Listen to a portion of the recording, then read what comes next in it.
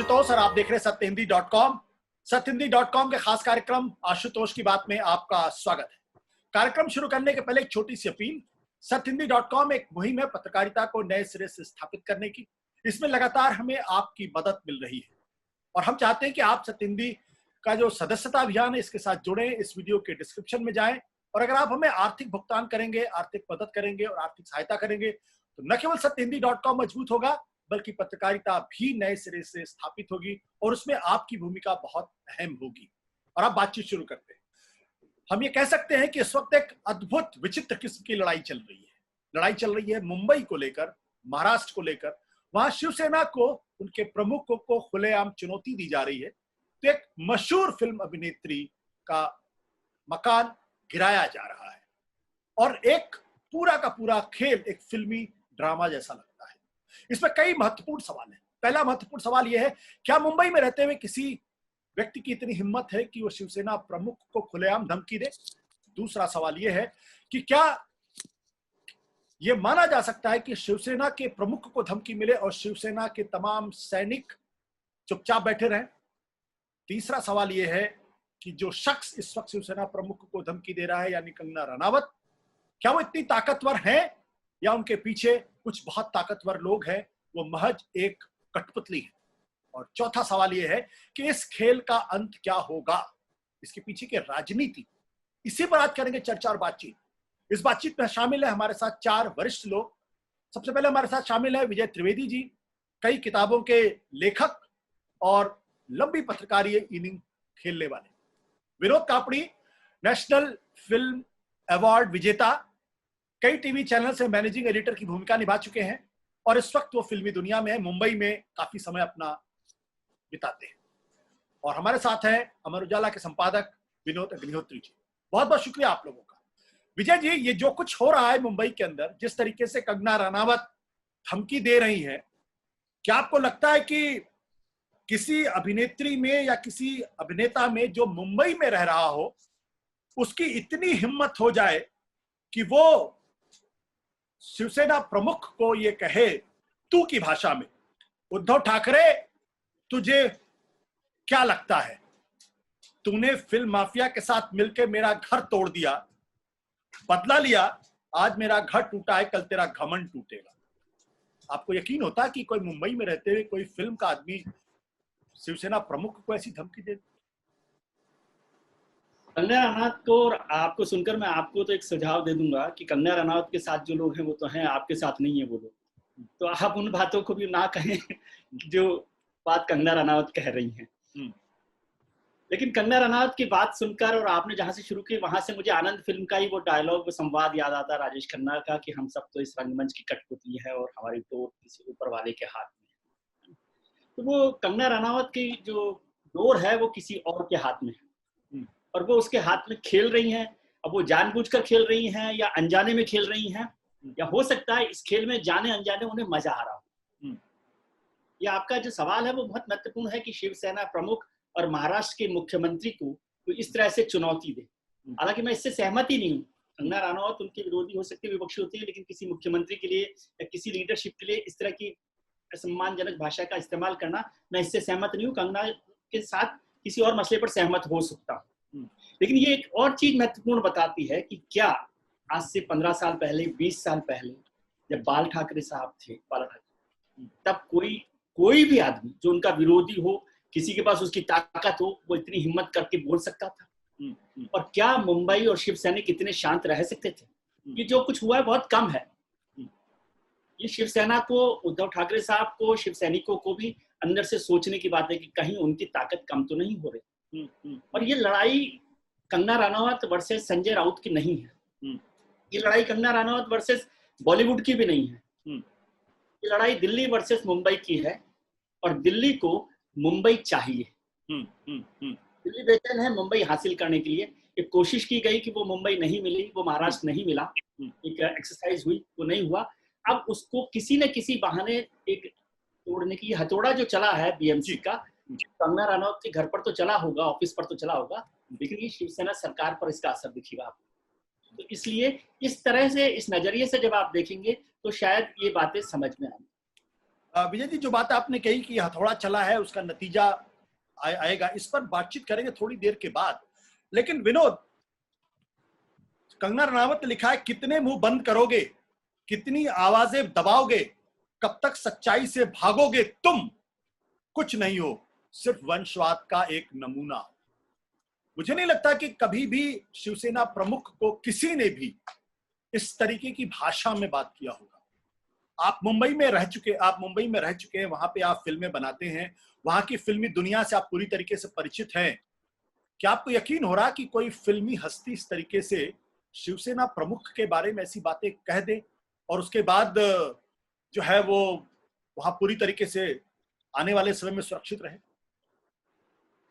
देखिए, यकीन तो करना एकदम संभव ही है, लेकिन ये सब हम अपने सामने देख रहे हैं। पर अगर हम आशुतोष इसको सिर्फ एक स्टैंड अलोन घटना के तौर पे हम इसको नहीं देख सकते।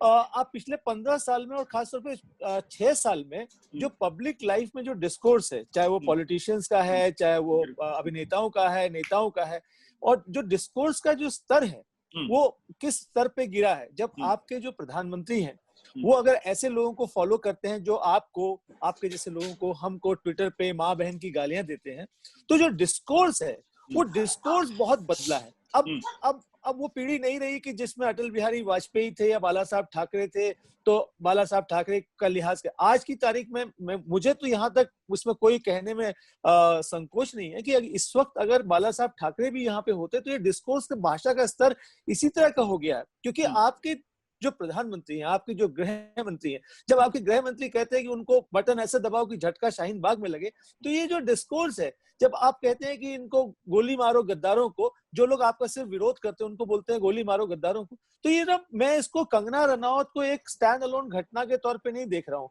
ये जो हम लोगों ने 6 साल में जहर बोया है और जो पूरा अंदर तक घुस गया है, ये उसका असर है। ये बात सच है कि जिस तरह की भाषा का इस्तेमाल वो लगातार कर रही है वो एक मतलब अभद्र है, उसको अस्वीकार्य आप कह सकते हैं, सब कुछ कह सकते हैं, लेकिन साथ में जैसे कि अभी विजय जी ने कहा, वो बोल ही नहीं रही है। इसकी डोर यहाँ पे दिल्ली में है और किसके हाथ में हम सब जानते हैं। विनोद जी, इस जो बात आपने कही है, विनोद कापड़ी, उसमें एक बात मैं और जोड़ देना चाहता हूँ कि जिस भाषा का इस्तेमाल संजय राउत ने किया है और कंगना रनावत के लिए जिस शब्द का इस्तेमाल किया, मुझे लगता है वो बहुत ही शर्मनाक शब्द है, बहुत ही अभद्र शब्द है, और उसकी जितनी भी निंदा की जानी चाहिए उतनी निंदा होनी चाहिए। एक तो किसी महिला के लिए इस तरीके के शब्दों का इस्तेमाल नहीं होना चाहिए, दूसरा राजनीतिक पॉलिटिकल डिस्कोर्स में भी एक मेंबर ऑफ पार्लियामेंट को, एक मजबूत आदमी को इस भाषा का इस्तेमाल नहीं करना चाहिए। तो ये एक अलग डिस्कोर्स जो भी विनोद जी ने जिस तरह इशारा किया। बट विनोद अग्निहोत्री जी, मेरा सवाल आपसे है, कंगना रनावत कहती है कि देखो मेरा घर, मेरा मंदिर तोड़ दिया, राम का मंदिर तोड़ दिया, बाबर आए हैं तोड़ने के लिए, ये वंशवाद की औलाद हैं। ये जो भाषा है, ये भाषा एक अदाकारा की भाषा है या परिपक्व पॉलिटिशियन की भाषा है या उनकी भाषा है जो आने वाले दिनों में राजनीतिक ख्वाब सजोए हुए हैं, या पीछे से कोई उनको लिख कर दे रहा है?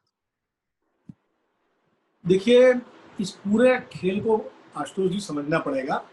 ये पूरा राजनीतिक खेल है और इसकी राजनीति को अभी विजय जी ने थोड़ा इशारा भी किया, विनोद कापड़ी जी ने भी बात कही। मैं विनोद कापड़ी जी की उस बात से सहमत हूँ कि जो 6 साल में पब्लिक डिस्कोर्स खराब हुआ है, वो भी एक तरह से उसका भी रिफ्लेक्शन है। लेकिन जहां तक अगर इस मामले की बात करें तो ये कंगना रनावत शुरू से सुशांत राजपूत की मौत के बाद जो उनकी संदिग्ध मौत है, हत्या है कि आत्महत्या है, ये अलग विषय है, जांच एजेंसियां जांच कर रही है।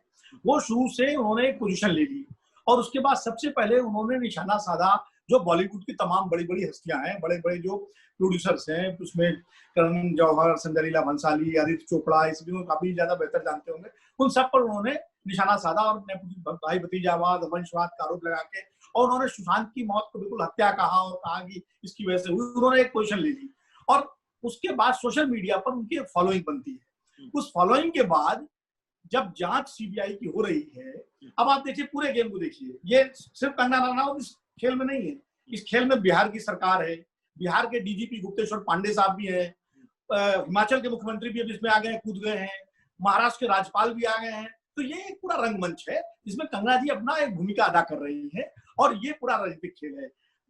जिस तरह से महाराष्ट्र की घटना की एफआईआर बिहार में होती है, पहले सुशांत राजपूत का परिवार बिल्कुल कहता है हमें लेना देना नहीं है, और बड़ा उनका एक 100 में सा बयान आता है कि वो ट्रस्ट बना रहे हैं, उनको किसी से कोई शिकायत नहीं है, और एकदम सब चीजें शांत होती हैं। और अचानक सुशांत के पिताजी जो है वो जाके एफआईआर कराते हैं, दिल्ली से एक नामी वकील जाकर के एफआईआर कराते हैं, फिर मुख्यमंत्री नीतीश कुमार से मिलते हैं, और फिर तुरंत सीबीआई इंक्वायरी, सीबीआई की जांच की सिफारिश होती है, और सीबीआई जांच के आदेश हो जाते हैं, और सुप्रीम कोर्ट में मामला जाता है, और कुल मिला के सीबीआई जांच शुरू हो जाती है। फिर सीबीआई जांच, ईडी जांच, एनसीबी, एक तरफ तो ये हो जाता है। और जिस तरह बिहार के डीजीपी बयान देते हैं, एक राज्य का डीजीपी दूसरे राज्य की पुलिस को जिस तरह से कंडेम करता है, ये कम से कम मैंने अपने पत्रकारी जीवन में पहली बार देखा है।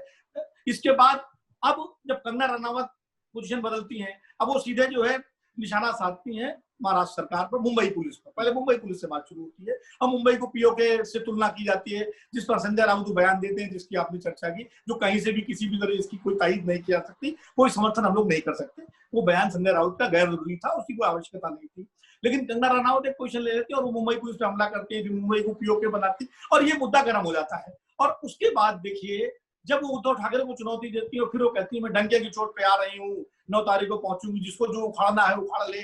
मतलब इस तरह की ये, मतलब मैं तो इसको सड़क छाप भाषा ही कहूंगा। ये उखाड़ने वाली भाषा जो है सेलिब्रिटीज या जो पब्लिक फिगर है उनके मुंह से सार्वजनिक रूप से अच्छी नहीं लगती है, लेकिन उन्होंने इस भाषा का प्रयोग किया। और उसके बाद उसका शिवसेना की कार्यशैली हम सब जानते हैं। शिवसेना बिल्कुल सड़क की पार्टी रही है, बट और शिवसेना का ये इतिहास रहा है कि वो अपने विरोधियों से जितने विनोद जी, और उन्होंने वो पूरा दिखाया, और बीएमसी ने जाके 24 घंटे के अंदर उनका दफ्तर तोड़ दिया, जो कि वो भी उसको हाईकोर्ट ने बाद में, वो भी एक तरह से शिवसेना का एक्ट भी ओवर रिएक्शन है, जो कि शिवसेना को उस तरह से नहीं करना चाहिए। खुद गठबंधन में भी बात हो रही है। उसके बाद तुरंत राज्यपाल संज्ञान ले लेते हैं, हिमाचल के मुख्यमंत्री तुरंत आ जाते हैं कि हिमाचल की बेटी के साथ अन्याय हुआ और हम इसे बर्दाश्त नहीं करेंगे। यानी क्या करेंगे, आपका महाराष्ट्र हमला कर देंगे भाई?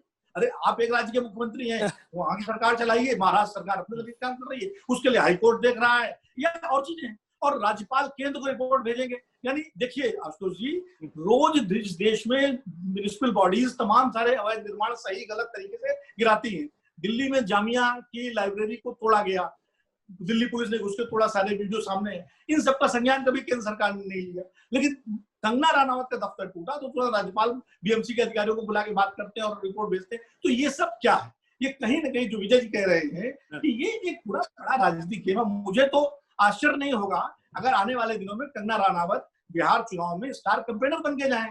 वो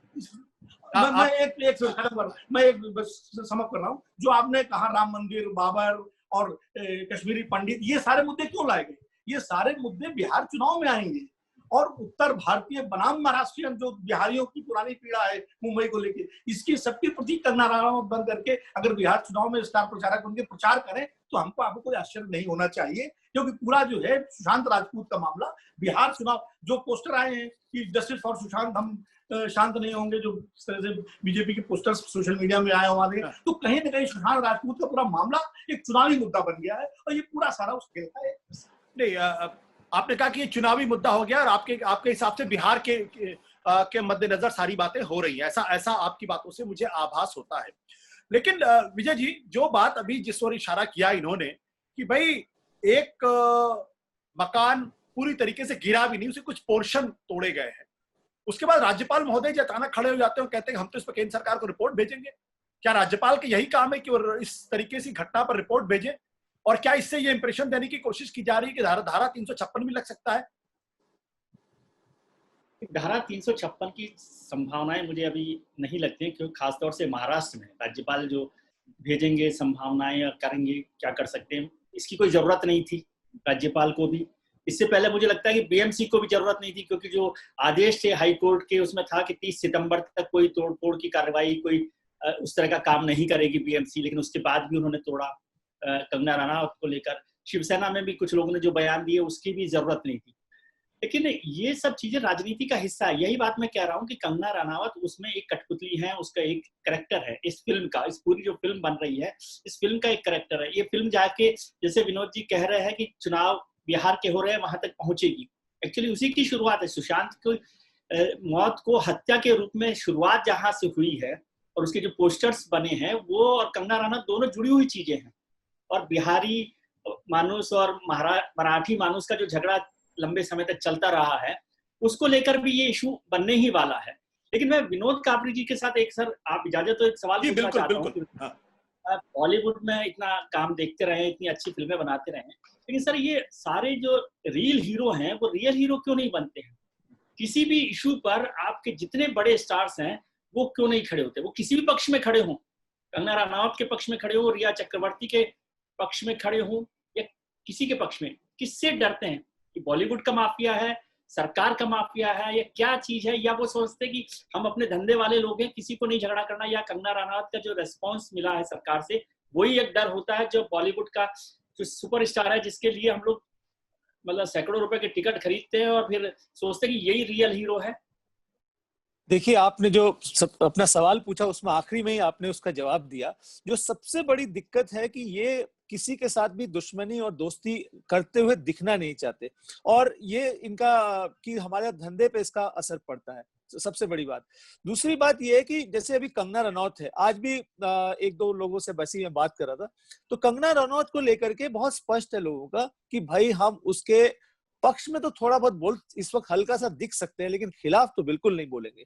खिलाफ बोलेंगे तो वो एकदम संदेश जाएगा कि ये मोदी के खिलाफ बोल रहे हैं। तो अब आप समझिए कि अगर उनके जहन में ये बात है कि अगर हम कंगना के खिलाफ बोलेंगे तो लगेगा कि हम मोदी के खिलाफ जा रहे हैं, तो ऐसे में जो एक प्रोड्यूसर है, एक्टर है, डायरेक्टर है, उसको पता है कि जहां वो उसके खिलाफ गया उसके बाद आपके पास ईडी है, सीबीआई है, आईटी है, पता नहीं अब तो एनसीबी का भी बहुत बड़ा रोल हो गया है, ये सारी एजेंसियां उसके खिलाफ लग जाएंगी।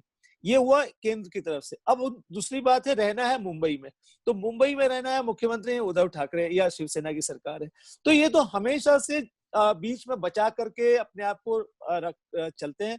तो वो स्पाइन और रीढ़ की बात तो हम लोग उसकी कल्पना या उम्मीद कभी कर नहीं सकते, और वो कभी नहीं होगा, कभी होगा ही नहीं। क्योंकि जब भी होता है, अगर कुछ एक छोटा सा भी कोई बयान देता है कि मेरी पत्नी कह रही थी कि वो थोड़ा सा अपने आप को असुरक्षित महसूस करती है, तो फिर वो उस तरह का व्यक्ति फिर उसके बाद उसका जीना मुश्किल हो जाता है 6 महीने तक। उसकी फिल्म का बॉयकॉट हो जाता है, उसकी फिल्म IMDb में उसकी रेटिंग गिरा दी जाती है, उसके थिएटर्स में प्रदर्शन नहीं होता है, उसके बाद उसको जाकर के माफी मांगनी पड़ती है।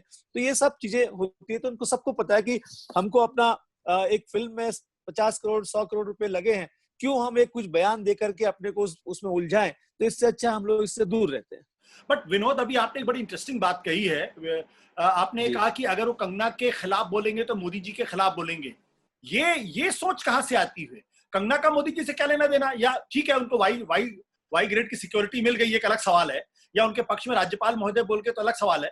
ये अनावश्यक रूप से आप हर चीज में मोदी जी को डाल दें, क्या ये एक नया फैशन है क्या? या वाकई में इस बात का लोगों का एहसास है कि नहीं, बहुत दिक्कत वाली बात हो सकती है?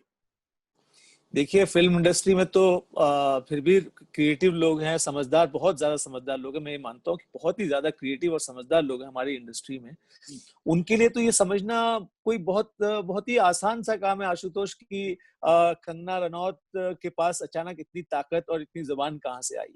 मतलब इसको तो एक आम आदमी भी समझ रहा है। एक सड़क पे चलने वाला व्यक्ति जो अपना दिन दहाड़ी करता है, जो व्हाट्सएप देखता है, उसको भी पता है कि हो क्या रहा है और ये क्यों हो रहा है। तो इनको सबको पता है। देखिए, अभी विजय जी ने एक सवाल जो फिल्म इंडस्ट्री को के बारे में पूछा, उसी में इसका जवाब भी छिपा हुआ है। और वो ये कि जब कितनी बड़ी बात है कि कोई कुछ नहीं बोलता है, जो उन्होंने विजय जी ने पूछा, कोई कुछ नहीं बोलता, बड़ी सी बड़ी घटना हो जाती है, और ऐसे में एक महिला अचानक निकल के आती है और फिर वो बोलनी नहीं है, उसके बाद वो गाली गलौज पे उतर आई है। उनकी जो भाषा है, उखाड़ लेंगे और ये कर लेंगे, तेरा तू तड़ाक, मतलब ये आप कल्पना नहीं कर सकते कि ये भाषा कोई बोलेगा, वो भी जो पब्लिक लाइफ में इस तरह से। विनोद जी ने भी कहा, तो अगर कोई इस तरह की भाषा बोल रहा है और एक सरकार और एक मुख्यमंत्री को टारगेट करके बार बार बोल रहा है, तो आप समझिए कि ये कहानी जो ओवरनाइट जो शुरू हुई थी कि रातों रात राजभवन में सुबह 5 बजे शपथ हो गई और फिर रातों रात किसी महिला को सिक्योरिटी मिल गई, तो सारे डॉट्स तो जुड़े हुए हैं। और ये डॉट्स सबको दिख रहे हैं कि ये डॉट्स कैसे जुड़ रहे हैं, सबको दिख रहे हैं वो डॉट्स। बिल्कुल। विनोद अग्निहोत्री जी, विनोद कापड़ी जी की राय से आप सहमत हैं कि सारे डॉट्स जुड़ रहे हैं और दरअसल एक छद्म युद्ध सा चल रहा है, और दरअसल कहीं ना कहीं इस लड़ाई का जो अभीष्ट है या जो परिणति है वो किसी और स्तर पर होने वाली है या होगी, या उस ओर इशारा किया जा रहा है? देखिए आशुतोष जी, पहली बात तो जो आपने एक सवाल ये विजय जी ने पूछा था और विनोद जी ने उस पर काफी विस्तार से प्रकाश डाला। बॉलीवुड जो है पिछले 6 साल से बहुत बुरी तरह विभाजित है। जो पहले बॉलीवुड में एक एकता बनी रहती थी, एक ऊपर दिखाने के सही कि लोग एक दूसरे के खिलाफ नहीं बोलते थे और आमतौर पर राजनीतिक मामलों में टिप्पणियां करने से बचते थे और सबके साथ रखते थे। लेकिन पिछले 6-7 साल से बॉलीवुड बुरी तरह से विभाजित है, उसमें सीधे सीधे लाइनें खींची हुई जैसे हमारे मीडिया में खींची हुई है या हर जगह। तो उसमें जो है बिल्कुल एक वर्ग है जो खुलेआम मोदी जी के और भाजपा के विरोध में खड़ा है, जिसमें आप अनुराग कश्यप को ले लीजिए, अनुभव सिन्हा को ले लीजिए और तमाम सारे जो सीए वगैरह के समर्थन में भी बाकायदा प्रदर्शन में गए थे। एक वर्ग है जो बिल्कुल पक्ष में खड़ा है, अशोक पंडित और विवेक अग्निहोत्री, इस तरह के तमाम सारे प्रोड्यूसर्स हैं बिल्कुल एकदम वैंगार्ड बन के खड़े हुए हैं। एक बीच में वर्ग है जो ज्यादा जो सरकार के साथ मिलकर चल रहा है लेकिन जो ज्यादा पंगा भी नहीं लेना चाहता, उसमें तमाम सारे बड़े लोग हैं, बड़े स्टेट्स हैं। तो बॉलीवुड की स्थिति ये है। जहां तक कंगना वाले मामले में है, देखो ये बिल्कुल क्रिस्टल क्लियर है।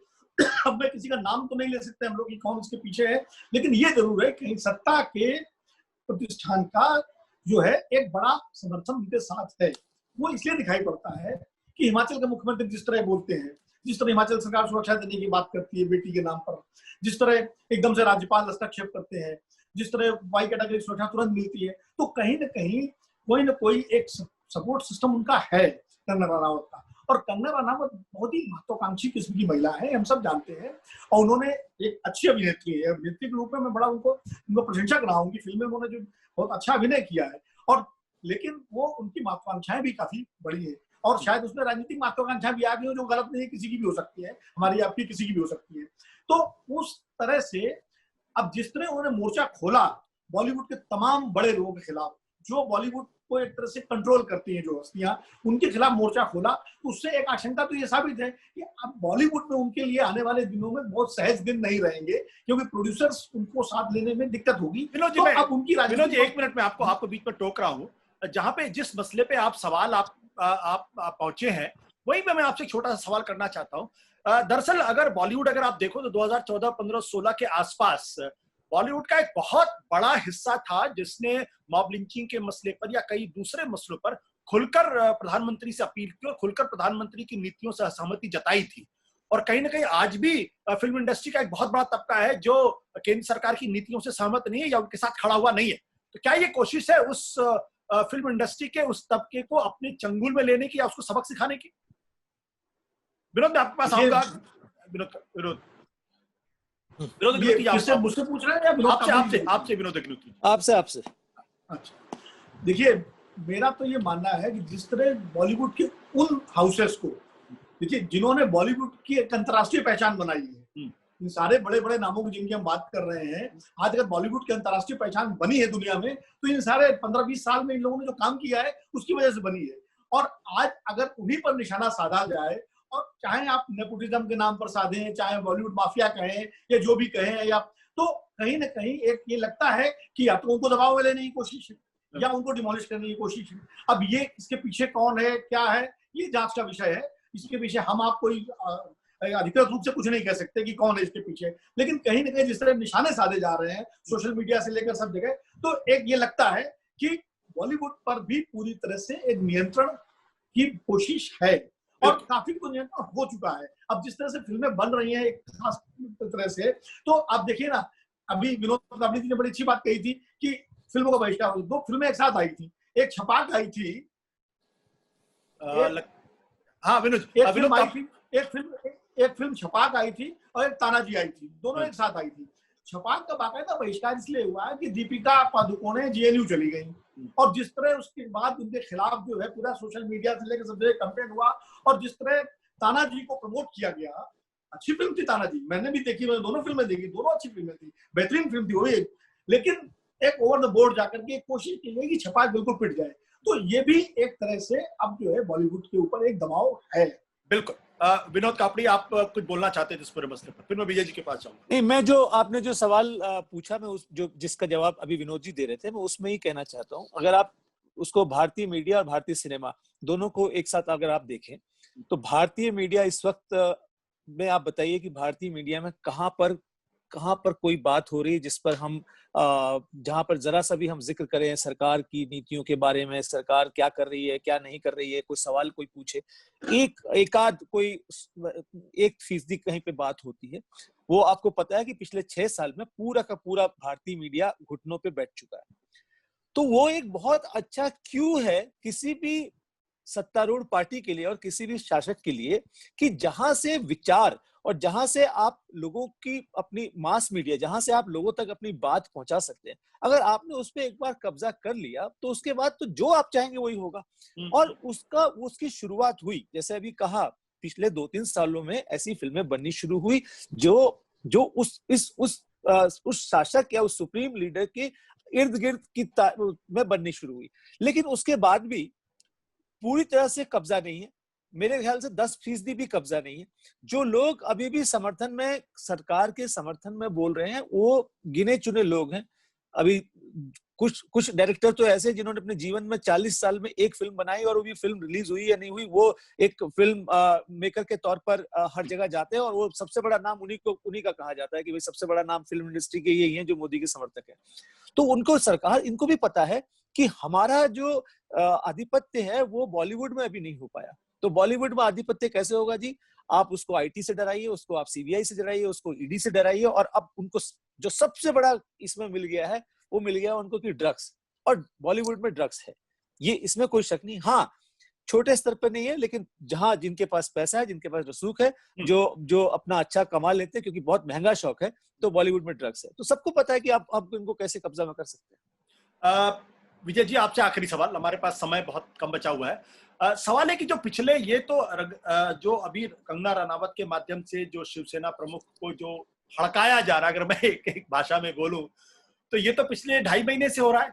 कई टीवी के जो एंकर्स हैं वो तो उस तरीके से उद्धव ठाकरे को बात कर रहे हैं जैसे कि उद्धव ठाकरे ना उसे कॉलर पकड़ के भी आपने सामने ले आएंगे और उसको बोलेंगे बोल तो क्यों इस तरीके की जुबान बोलते। मतलब पिछले 2.5 महीने से जिस तरीके से मुंबई की सरकार को घेरे में लिया गया है, जिस तरीके से मुंबई की पुलिस को घेरे में लिया गया है, जिस तरीके से मुंबई के मुख्यमंत्री को जिस जबान में एंकर बात करने लगे, कुछ एंकर बात कर, मैं सबकी बात नहीं कर रहा हूं, वो तो एक उसकी एक तार्किक परिणति थी जो होनी।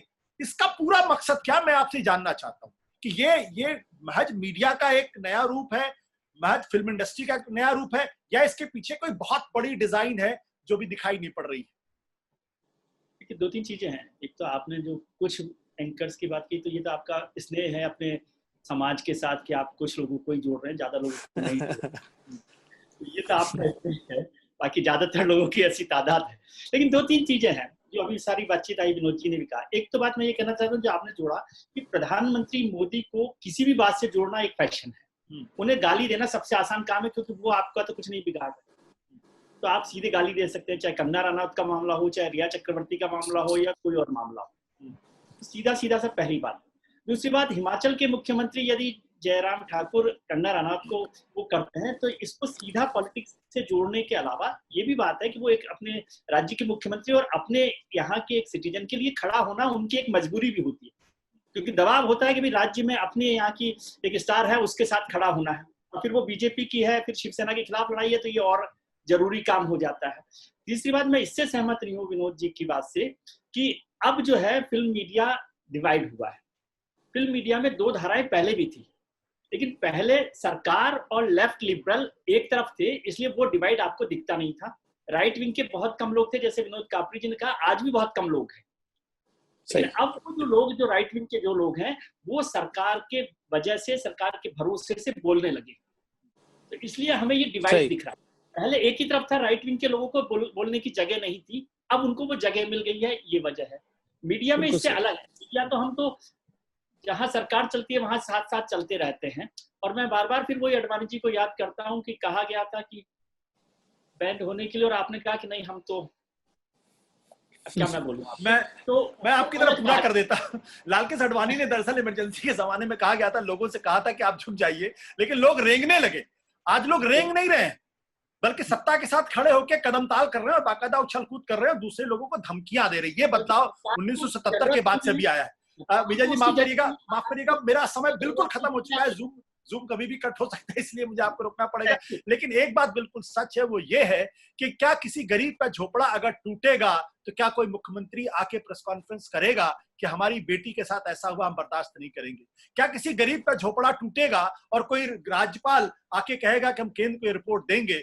जिस दिन ऐसा होगा उस दिन हिंदुस्तान में राम राज्य होगा, और उस दिन कोई कंगना रनावत ये नहीं कहेगी कि तू कौन है और तो मैं देख लूंगी, या तू तेरी औकात क्या है, या कोई संजय राउत ये नहीं कहेंगे जिस भाषा का इस्तेमाल उन्होंने किया है, या कोई और बात होगी उस वक्त। लेकिन दिक्कत की बात यह है कि यहाँ भी मीडिया भी, प्रेस भी, फिल्म इंडस्ट्री भी, हम और आप सब अपने अपने किनारे पकड़कर खड़े हुए हैं और कह रहे हैं कि यही आखिरी सच है, सच कुछ और। नमस्कार, धन्यवाद, शुक्रिया। सत्य हिंदी के और वीडियोस को देखने के लिए हमारे YouTube चैनल को सब्सक्राइब करें और सीधे नोटिफिकेशन पाने के लिए बेल आइकन दबाएं।